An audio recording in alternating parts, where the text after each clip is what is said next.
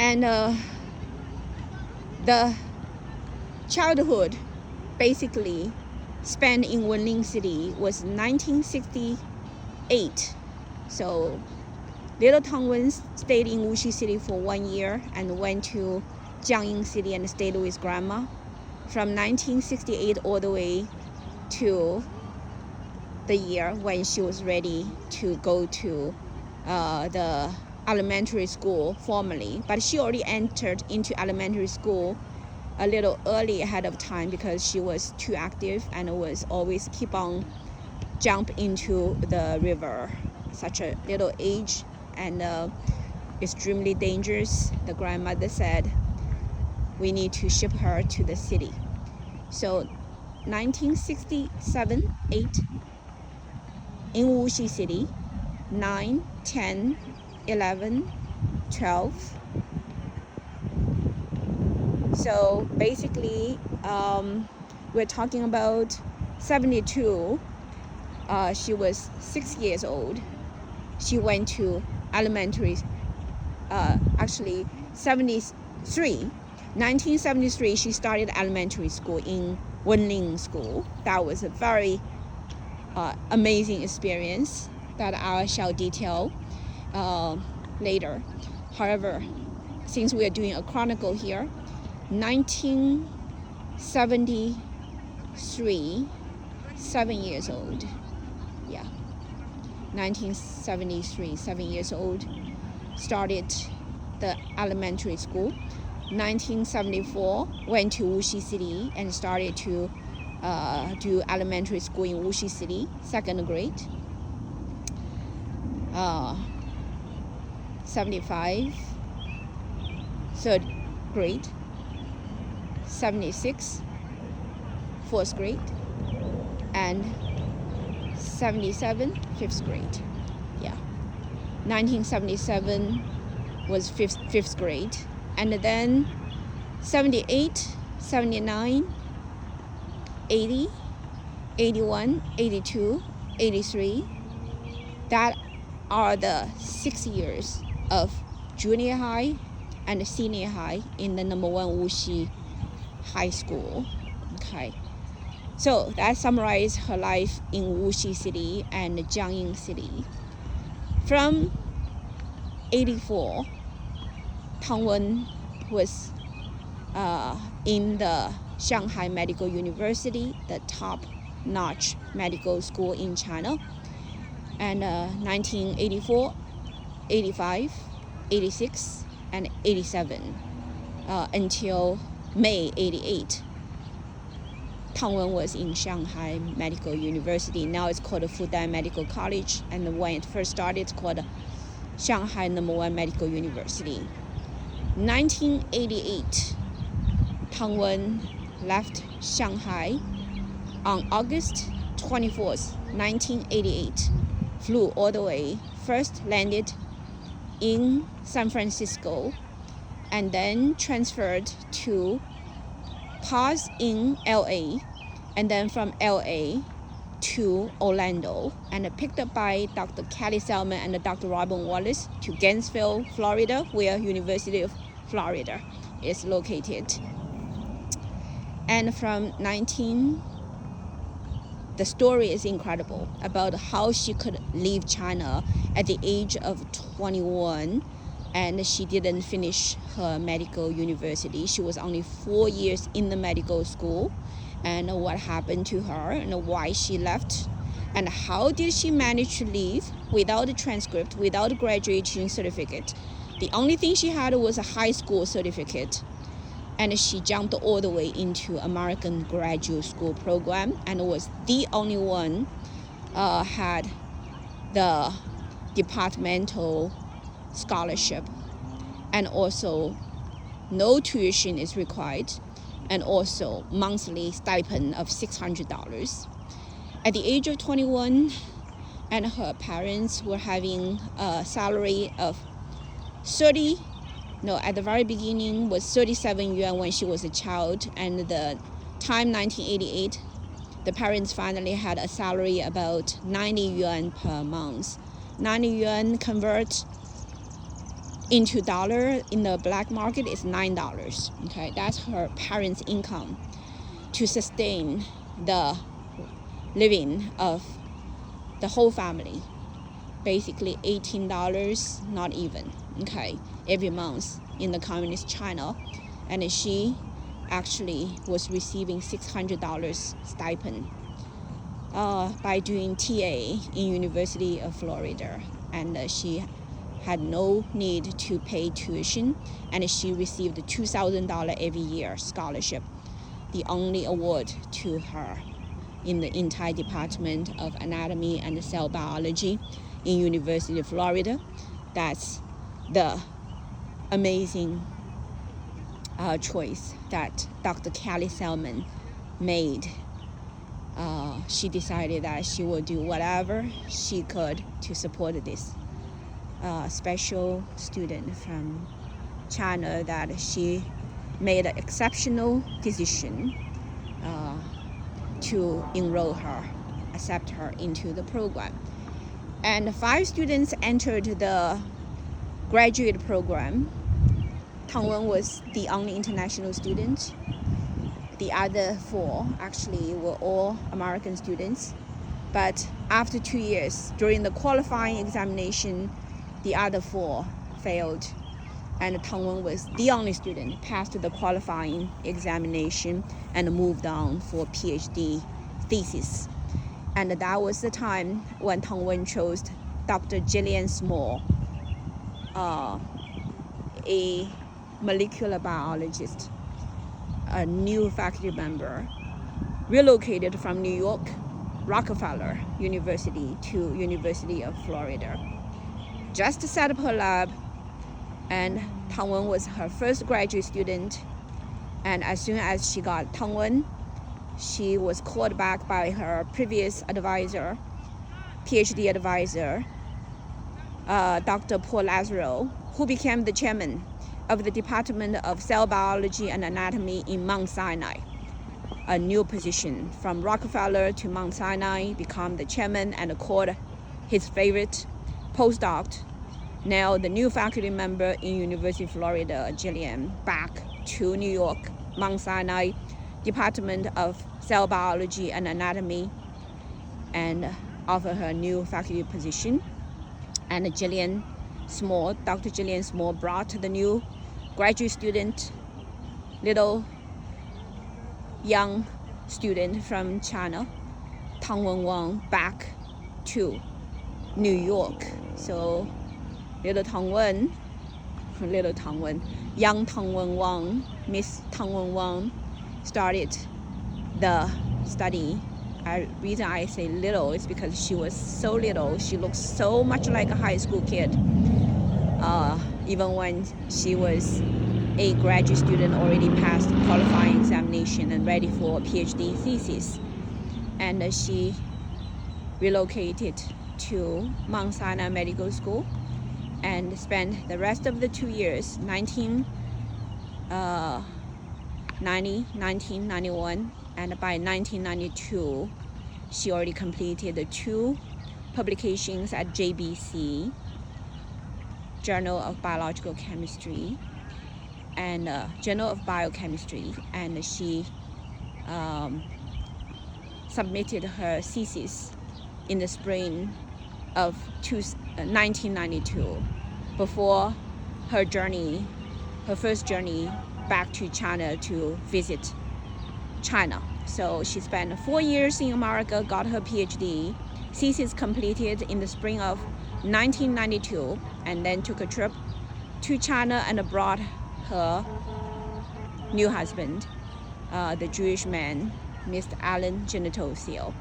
And the story between her and Mr. Alan Genitosio is very important and shall be another time. That was the story between 1989, July 7, 1989, Tangwen and Alan met at Yanjing Library at Harvard. That's a very significant time. And 1992 May, Tangwen and Alan traveled back to China and had the wedding, Chinese wedding in Wuxi City. Okay, that's very important. And that was May 1992. That journey need special attention in documenting. And 1992 May, after 2 weeks of China visit, returned to New York City and started the summertime job at NYU as a lecturer for the nursing student at NYU. That was the summer job for Tang Wenwang in New York City. Yeah, lecturer for master degree students at NYU, Department of Nursing. And by the end of the year of 1992, December, Tang Wen finished the thesis, PhD thesis defense, and then participated in the graduation ceremony. And that's what the picture represents, that moment. Tang Wen got PhD in molecular biology, developmental biology, cell biology. 1993, January, Tang Wen started her postdoctoral fellowship in Harvard Medical School, Mass General Hospital, Dr. Patricia Donahoe's laboratory. And the decision about going to Harvard was also very interesting. And that's all. Actually, there is a very interesting story about the connection between Tang Wen and another scientist, Dr. Wei Wu-he, who was working for the Harvard laboratory at Mass General Hospital under Dr. Patricia Donahoe. And 1993, initially Dr. Tang Wenwang was working with Dr. Wei Wu-he together, but Wei Wu-he only worked with her for several weeks, and he quit the job and followed Dr. Bill Hazelton, went to Maryland and started the Human Genome Science Company. That is a very, very important project for sequencing human genome. And Dr. Wei Wu-he left a whole bunch of preliminary data to Dr. Tang Wenwang, and those were called orphan receptors. Orphan receptors of means nobody knows what their real function is. And so that was the heritage Dr. Tang Wenwang got from Dr. Wei Wu-he. Now, Dr. Wei Wu-he, interestingly, coming from the same city called Wuxi, and also was a friend of Dr. Tang Wenwang's elder brother, Dr. Jianxin Bao Jianxin in Nanjing University. And very interestingly, also became a friend of the brother-in-law of Dr. Tang Wenwang's best friend in high school, Wen Jiang. And the brother-in-law was MIT professor in physics, Ji Xiangdong. And Dr. Ji Xiangdong actually was a friend of Wei Wu. And all of this, actually, every person didn't know the interconnection that they all connected with Dr. Tang Wenwang in many different ways, but they didn't know that. Now, Ji Xiangdong actually was the one that Dr. Tang Wenwang tried to connect from the Yanjing Library on that destined day when she met the Jewish husband, future husband, Mr. Alan Genitosio. So you see the human drama, the people who actually all thought that they were isolated and didn't know each other, they were all interconnected with Dr. Tang Wenwang in a very mysterious way. So Dr. Tang Wenwang met this young man, Alan, in Yanjing Library, and she was calling her best friend's brother-in-law in MIT, Ji Xiangdong, when Alan came to say hello for the first time. And then eventually Ji Xiangdong introduced Dr. Tang Wenwang, his friend in Harvard, after learning that Dr. Tang Wenwang wanted to go to Harvard. And his friend is Dr. Wei Wuhe, and Wei Wuhe was a friend of Dr. Jian Xinbao in China. And so all of this interconnection, they eventually figured it out. That's all connected with Dr. Tongwen Wang. In any case, that's how Dr. Tongwen Wang connected with Dr. Wei Wuhe, and how Dr. Tongwen Wang landed her choice of postdoctoral fellowship in Harvard with Pat Donahoe.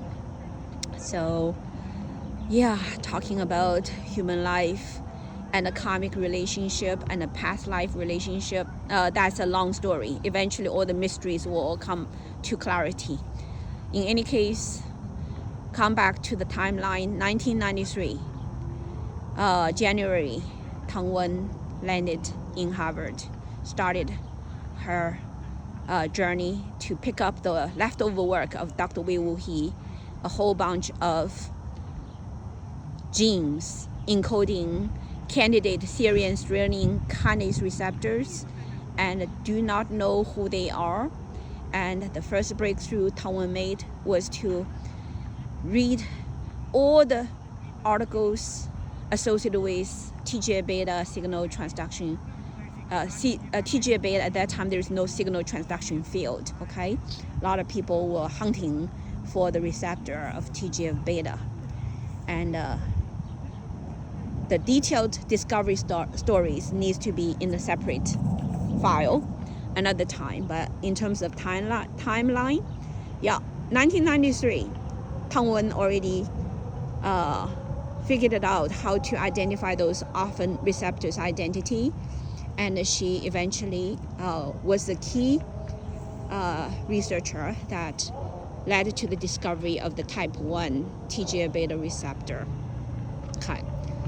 After that, she identified, that was 1993, so published in 1994.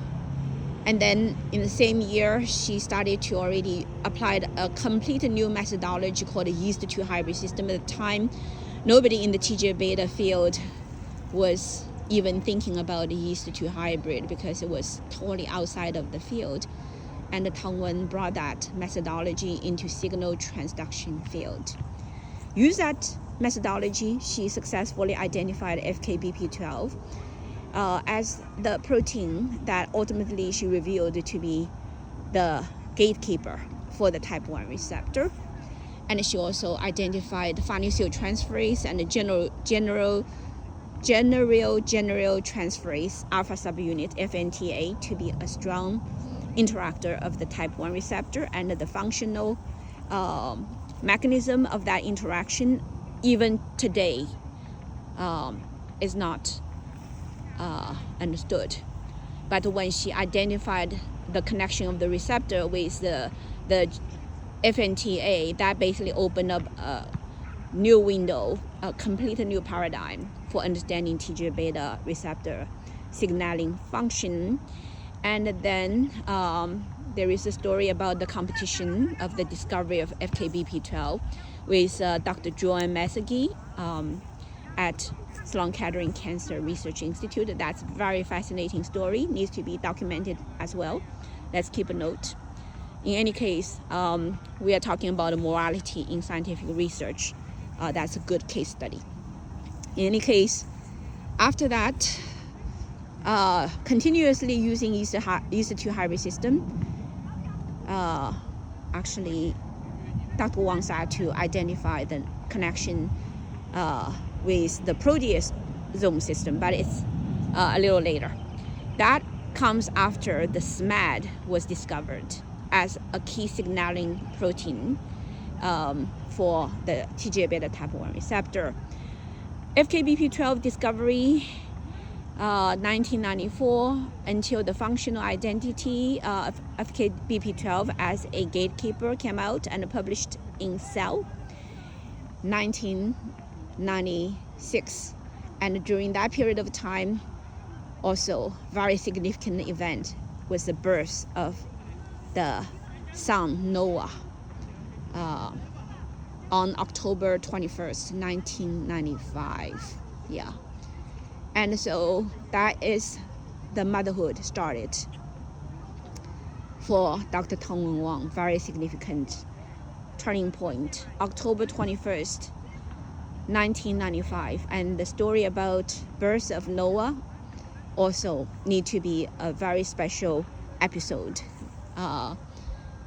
to record the amazing experience of Dr. Tang Wang became a mother and the bravery that associated with that experience. And then from 1996 to 1997, basically Dr. Tang Wang started to focus upon the proteasome connection uncovered by her research regarding SMAD signaling mechanism. And at the time, the whole system was going towards a linear model headed by Dr. Joanne Masaki regarding SMAD as transcriptional regulator activated by the type 1 receptor phosphorylation. And it's a very simplified linear mechanism. And the linear simplified mechanism is easy for pharmaceutical companies to claim the ability of manipulation of the TGF-beta signaling pathway to do pharmaceutical, drug development. However, Dr. Tang Wang's understanding is so complicated, and many people basically was not ready. But she decided that this is very, very important connection regarding the true mechanism of SMAD signaling. It is not linear. It is a gigantic multi-layer crosstalk.